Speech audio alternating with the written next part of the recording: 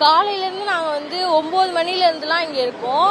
அது மட்டும் இல்லாமல் அவரை பார்க்கணும் அப்படின்றதுக்காக சாப்பிடாம கூட சீக்கிரமாக அண்ணாவை பார்த்துணும், விஜய் அண்ணாவை அப்படின்றதுக்காக ஈகராக வந்திருக்கோம் இங்கே நாங்கள். முதல் முறையாக விஜய் சார் திருச்சிக்கு தன்னோட பரப்புரை பயணத்தை தொடங்கியிருக்காரு.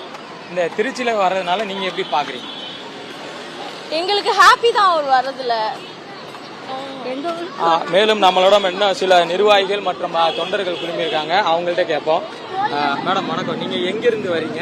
விஜய் சார் முதல்ல திருச்சிக்கு வராங்க, அதை எப்படி பாக்குறீங்க? திருச்சியில இன்னைக்கு தீபாவளி சார். திருச்சியில இன்னைக்கு தளபதி வர்றதுனால இன்னைக்கு தீபாவளி. திருச்சியில மக்கள் எல்லாம் இன்னைக்கு அணி திரண்டு நிக்கிறோம் தளபதியை பாக்குறதுனால.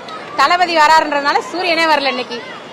ரொம்ப ஆர்வமா இருக்கிறோம் தளபதியை பாக்குறதுக்காக. காலையில 8 மணில வெயிட் பண்ணிட்டு இருக்கோம். இன்னும் சாப்பிடல, நைட் எல்லாம் தூங்கல தளபதியை பாக்குறதுனால. விஜய் சார் தன்னோட பரப்புரைக்காக முதல்ல திருச்சி வந்திருக்காங்க. இப்ப இங்க இருந்து அவர் ஸ்டார்ட் பண்ண நினைக்கிறாரு, இதை நீங்க எப்படி பாக்குறீங்க? ரொம்ப வரவேற்கிறோம் சார், ரொம்ப மகிழ்ச்சியா இருக்கு. முதல்ல திருச்சியில ஆரம்பிச்சிருக்காரு. மலைக்கோட்டை, திருச்சி மலைக்கோட்டை அவருக்கு உச்சி பிள்ளையார் துணையா இருப்பாரு. கண்டிப்பா திருச்சி தொகுதி அவருக்கு நல்ல